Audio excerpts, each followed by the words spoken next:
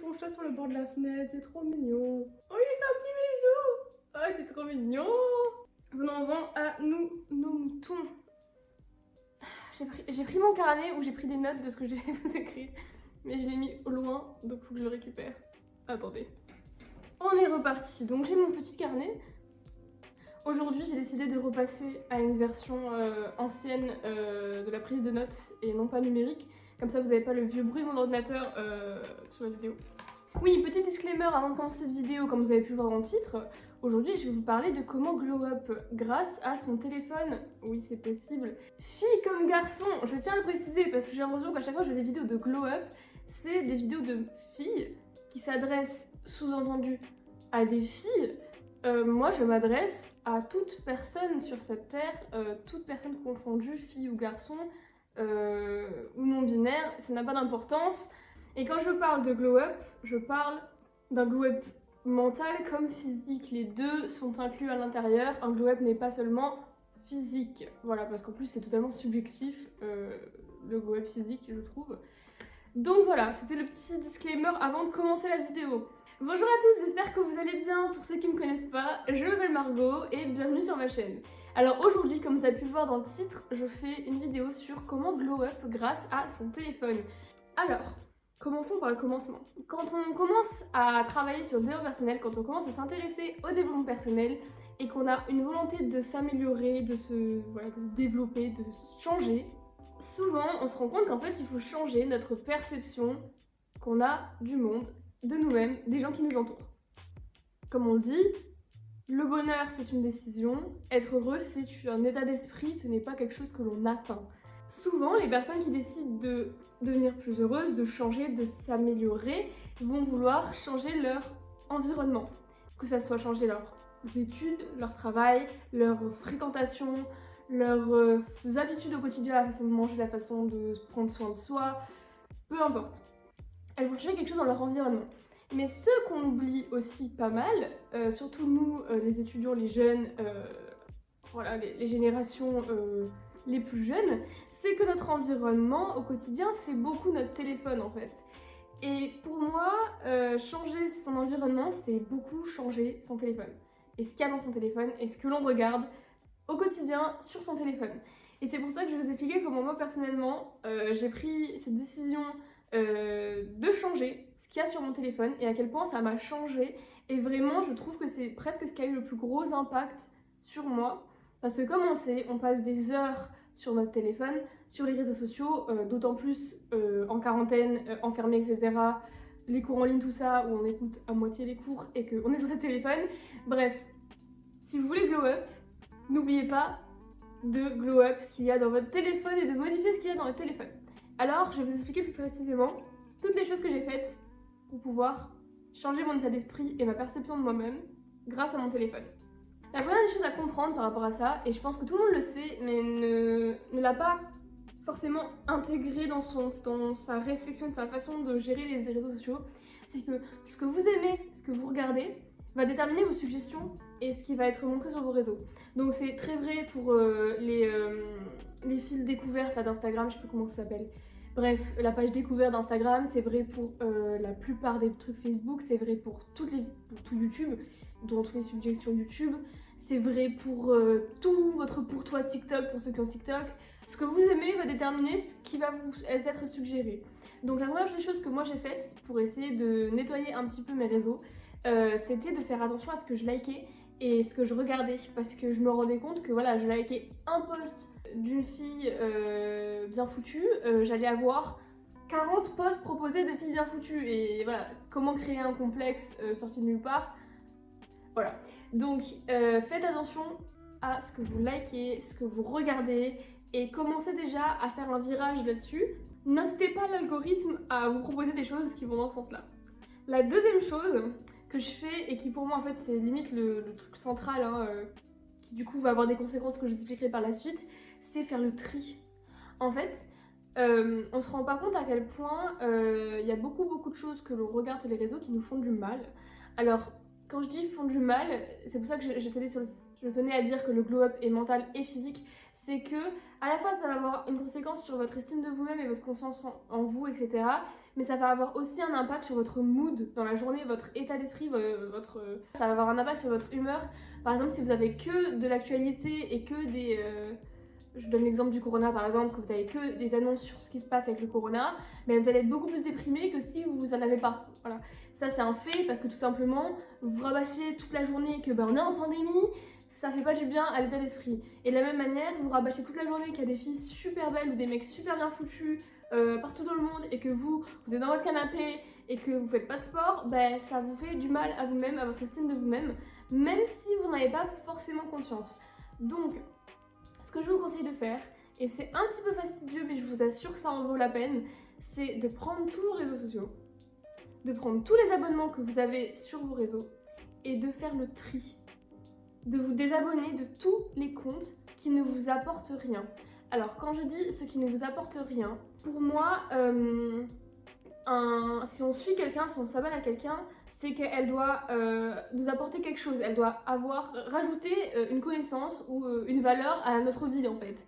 Si la personne que vous suivez, c'est seulement parce que elle est bien foutue ou il est bien foutu, que vous l'enviez, ou que ce soit envier sa vie, hein, ou que ce soit envier son corps, ou je ne sais quoi dans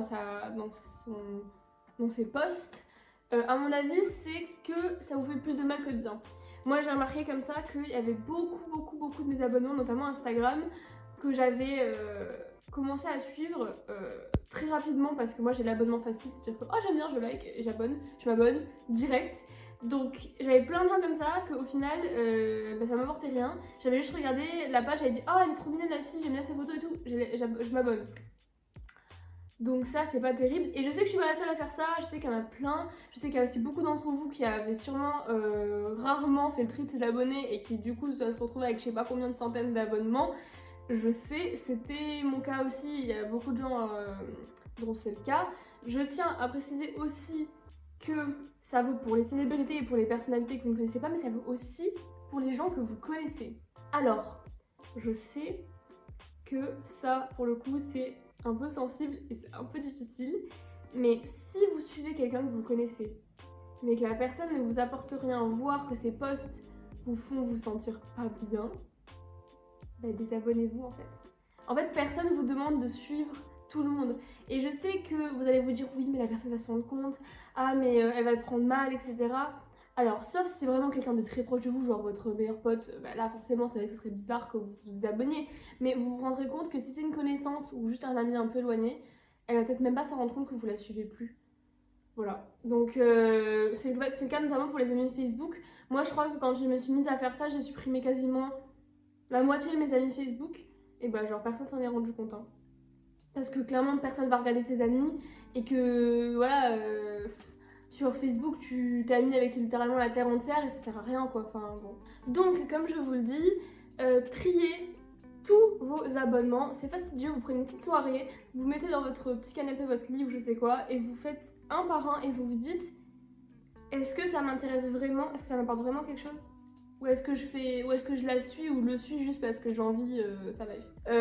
Sachant que, petite parenthèse, quand je dis envier sa vie, ça veut pas dire admirer sa vie. Hein. Pour moi, il y a une différence. C'est-à-dire que pour moi, suivre des personnes inspirantes, c'est important.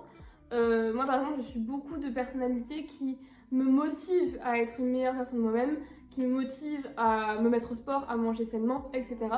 Mais c'est pas des gens qui, quand je vois leur post, après je vais me sentir mal de ma situation en fait. C'est des gens qui au contraire me motivent à aller plus loin. Et donc ça c'est positif. Mais si, par exemple type, moi je regardais beaucoup de chaînes, de comptes Instagram de nourriture, de nourriture healthy, de curocettes, etc. Je me suis rendu compte qu'à force de faire ça, j'avais commencé à suivre des filles qui étaient très fit et qui mangeaient très sainement, qui postaient leur nourriture, etc., très saine, qui montraient leur routine, etc. Mais en fait, elles partageaient pas leurs recettes ou elles partageaient pas forcément leur routine et comment s'améliorer, leur parcours, etc. Elles postaient juste leur résultat en fait. Regardez, je mange super healthy, regardez, je suis super fit. Et en fait ça, je me suis rendu compte que ça me faisait du mal, parce que d'accord, très bien, tu manges assis, c'est trop cool, mais au final moi ça m'apportait rien. Moi, ce qui m'apportait des choses, c'était les comptes qui partageaient les recettes, qui partageaient les petites techniques pour manger plus sainement sans se faire du mal, etc. Mais pas les personnes qui juste montraient leurs résultats en mode « Regardez, moi j'ai une vie parfaite ». Donc c'est ça que je veux dire par quelqu'un qui vous donne une forme de jalousie ou que vous enviez versus quelqu'un que vous admirez et qui vous inspire. Voilà, donc je vous dis pas de unfollow toutes les personnes sur Instagram qui sont entre guillemets mieux que vous considérez avoir une vie meilleure que la vôtre. Non, c'est pas ça, parce que forcément, le principe de suivre aussi sur Instagram des gens, c'est que ça puisse vous inspirer et que son compte et sa vie vous intéressent. Voilà. Donc c'était le petit aparté pour qu'on soit clair sur la question.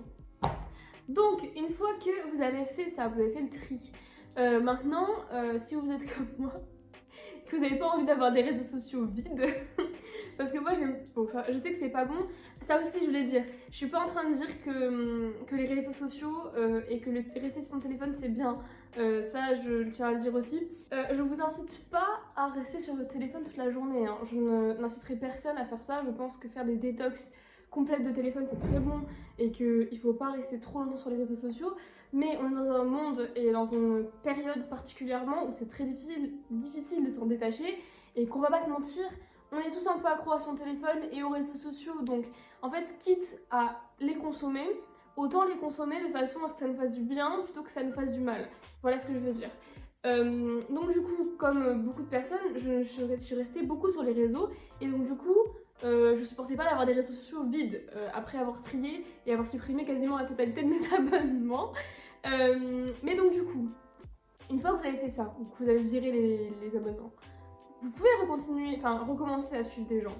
Mais faites-le en ayant conscience qu'il faut que ce soit des gens qui vous inspirent et qui vous font du bien. Réfléchissez à 2 fois quand vous vous abonnez à quelqu'un, réfléchissez à 2 fois quand vous acceptez une demande d'amis, etc. Ne le faites pas parce qu'il faut le faire ou parce que vous vous sentez obligé de suivre la personne, etc. parce que vous la connaissez, ou parce que vous vous dites ah ouais mais elle a beaucoup d'abonnés, en plus la personne elle a l'air d'avoir une vie trop cool. Non, abonnez-vous parce que ça vous apporte quelque chose à vous personnellement, que ça soit peu importe le domaine en fait, mais que ça vous apporte quelque chose. Donc moi par exemple j'ai commencé énormément à suivre des comptes de développement personnel, bon parce que c'est aussi en ce moment ma passion, etc. Mais je me suis rendu compte à quel point ça me faisait du bien d'avoir de la positivité tout le temps dans mes posts. Et si ça vous intéresse, je ferai une vidéo sur les comptes que je suis sur Instagram ou même sur les réseaux de manière générale, sur TikTok aussi, pour ceux qui ont TikTok, qui me font vraiment du bien et qui m'ont apporté mais vraiment énormément dans mon quotidien parce que on regarde les réseaux quotidiennement, donc forcément au quotidien on a des rappels et comme je vous l'ai déjà expliqué auparavant, notamment dans mes vidéos sur la positivité, etc. Le plus important, c'est de répéter et c'est le fait que vous changiez votre façon de percevoir les choses et de réfléchir aux choses. Et du coup, si on vous met que du négatif, ben en fait, vous allez finir par réfléchir comme ça. Alors que si vous changez la dynamique, et ben vos pensées vont changer aussi. Et ça, c'est génial. Et vous, en plus, c'est un gros truc de flemmard parce que vous en rendez même pas compte vu que vous scrollez sur vos petits réseaux sociaux comme si de rien. Et en fait, votre état d'esprit change et ça, c'est incroyable. Oui, bien évidemment, j'oubliais. Je sais pas si vous aimez beaucoup la musique, a priori vous devriez aimer ça comme la plupart des gens. Moi je suis obsédée par la musique dans le sens où la musique c'est toute ma vie, j'en ai tout le temps. Il n'y a pas un moment de blanc dans ma life où j'ai pas de la musique, voilà. Même quand je travaille, quand je suis sous la douche, quand je marche dans la rue, quand je fais la vaisselle. Tout le temps, j'ai de la musique. Et en fait, j'ai fait aussi ce tri dans ma musique. Changer... Enfin, je suis pas en train de dire, encore une fois, de supprimer pour le coup les musiques qui vous mettent mal ou qui vous font vous sentir mal. Parce que pour moi, la musique, c'est un peu différent des réseaux sociaux dans le sens où c'est de l'art et que tu peux extrêmement apprécier une musique qui est triste et que ce serait très dommage de supprimer de sa vie tout son qui serait un peu triste parce que la plupart des musiques sont quand même... en lien avec quelque chose de négatif. Enfin, il y a beaucoup d'artistes qui créent à partir de la tristesse. Bref, donc je vous dis pas de supprimer tous vos sons négatifs ou tous vos sons qui vous mettent dans un mood un peu négatif, mais n'en abusez pas. Moi j'ai fait une playlist sur Deezer parce que oui, je suis sur Deezer à l'ancienne. Je sais, tout le monde me dit qu'il faut que je me mette sur Spotify, je sais, je vais sûrement passer sur Spotify dans pas longtemps, mais pour l'instant je suis encore sur Deezer. Bref. Donc du coup j'ai fait une playlist sur Deezer de musique qui me motive ou qui me met dans un bon mood, et aussi une musique que j'appelle la playlist self-love, où je mets que des musiques pour la confiance en soi, l'estime de moi, etc., qui me mettent vraiment bien et dont les paroles me font me sentir bien avec moi-même.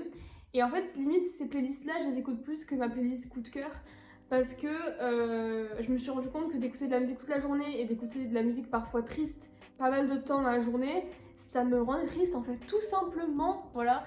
Et que du coup, encore une fois, l'impact de la musique sur ma vie, et il était très grand parce que j'en écoutais tout le temps. Donc faites aussi gaffe à ça, ne vous noyez pas dans les musiques tristes toute la journée, faites le tri et vous allez voir que vous allez vous sentir bien mieux. La dernière chose que j'ai fait, qui est du coup un peu en lien avec le fait que j'ai rajouté des nouvelles personnes sur mes réseaux, etc. Mais je voulais en parler en dernier parce que je trouve que c'est le meilleur life hack de la Terre. C'est suivre des pages d'affirmations positives sur Instagram ou sur Facebook ou sur TikTok, enfin bref. Donc comme je vous en ai déjà parlé dans plusieurs de mes vidéos, un des meilleurs moyens de changer sa perception de soi et donc du coup d'être plus heureux dans sa vie, de s'accepter, de se trouver plus beau et du coup de se sentir plus beau et du coup de dégager plus de confiance, etc. Donc en clair de glow up, hein, c'est les affirmations positives. Alors, ces affirmations positives, j'en ai déjà parlé, le principe c'est de répéter plusieurs fois par jour ou plusieurs fois dans la semaine, etc. des phrases positives, des phrases que vous affirmez comme étant des vérités positives. C'est-à-dire, je suis beau, j'ai confiance en moi, ma vie est agréable et heureuse, je vais y arriver, je peux tout réussir dans la vie. Bon voilà, des phrases selon ce que vous avez besoin d'entendre, hein, ça dépend de vous, les choses sur lesquelles vous voulez travailler. Mais vous vous répétez de façon à ce que votre cerveau change sa manière de voir les choses. Donc, il y a plusieurs manières de faire ça. Une des techniques les plus classiques, c'est de prendre du temps le soir ou le matin ou dans la journée, de soit les dire à voix haute, soit de les écrire. Moi j'ai fait ça pendant un temps, de les écrire tous les soirs, 3 ou 4 affirmations, etc. Mais je suis une grosse flemmarde et je sais que vous aussi vous êtes des gros flemmards comme moi. Donc, une des petites techniques que j'ai maintenant, c'est de mettre des affirmations positives sur mes réseaux, de suivre des pages d'affirmations positives, même il y a des applications pour ça, hein, qui me permettent du coup de, quand je scrolle sur mes réseaux, et ben je tombe sur des affirmations positives. Et je les lis et je fais genre, hop, cette affirmation. Et du coup, c'est le truc le plus passif de la Terre, hein. C'est-à-dire que du coup, j'ai l'impression de passer mon petit temps sur mes réseaux à scroller et tout, et en même temps, je travaille sur moi, je trouve ça incroyable en fait. Et j'avais pas compris vraiment à quel point ça avait changé mon état d'esprit, jusqu'au jour où j'ai une copine qui m'a dit mais ouais c'est ouf et tout, ça se voit que tu t'es embellie et t'as vraiment, en quelques mois j'ai vu vraiment la différence entre le toi d'avant et la toi d'après, et je me suis dit mais bon, je travaille beaucoup sur moi et tout en ce moment, mais j'ai pas la sensation d'avoir non plus forcé à fond la confiance en moi et tout, et je me suis rendu compte qu'en fait mes réseaux ils étaient remplis d'affirmations positives et rempli de phrases positives, de phrases de motivation, etc. J'en partage beaucoup sur mon compte Instagram d'ailleurs, si vous me suivez. Faites-le, suivez quelques-unes. Après, je vous demande pas d'avoir tout votre fil d'actualité d'affirmations positives, hein, mais faites-en quelques-unes de pages qui vous intéressent et suivez-les, et vous verrez que du coup, naturellement, vous allez commencer à croire à ces affirmations parce que vous les verrez tellement tous les jours. Donc, j'espère que tous ces conseils vous auront servi. Moi, vraiment, ça me change la vie, je me sens beaucoup mieux dans mon corps et je me sens surtout beaucoup mieux sur mes réseaux sociaux. Parce que je m'étais rendu compte à un moment donné que je supportais plus d'être sur mes réseaux, que genre scroller sur Instagram, ça me mettait juste pas bien. Alors que maintenant, alors je sais que du coup c'est un peu à double tranchant, c'est que du coup maintenant vu que j'apprécie mes réseaux, je reste plus souvent sur mes réseaux et c'est pas super bon non plus. Mais au moins quand je suis sur les réseaux sociaux, je ressors de ça et je me sens bien en fait. Je me sens bien, genre je suis motivée pour faire des choses. Je me sens bien dans mon corps, dans ma tête, etc. N'hésitez pas à me dire en commentaire ce que vous en avez pensé. Si vous aussi vous avez déjà fait ça et ce que vous en pensez, et pour vous ce que c'est aussi peut-être des personnes inspirantes, hein, parce que je sais que ça c'est mon point de vue, mais peut-être qu'il y a d'autres personnes qui trouvent au contraire que suivre des gens qu'ils admirent entre guillemets, ça les pousse à se bouger même si a priori ça leur apporte pas grand chose. Donc dites-moi ce que vous en pensez. N'hésitez pas à me dire aussi si vous avez des petits life hacks aussi pour vous sentir mieux avec votre téléphone ou des petites techniques, même peut-être pour vous détacher de vos réseaux. Hein. Je suis ouverte à tout conseil, n'hésitez pas à partager. Comme d'habitude, vous pouvez me suivre sur Instagram et sur TikTok. Je vous promets que je vous apporterai quelque chose dans ces posts et que ça va vous faire vous sentir mieux avec vous-même. Parce que je tiens aussi à faire en sorte que mes réseaux soient justement des réseaux qui transmettent et qui partagent de la bonne humeur, de la positivité et du positif pour vous. Hein. Surtout pas juste des posts en mode regardez ma life, elle est géniale, je supporte pas. Donc voilà, donc vous pouvez me suivre sur TikTok et sur Instagram comme d'habitude. On se retrouve la semaine prochaine pour une nouvelle vidéo.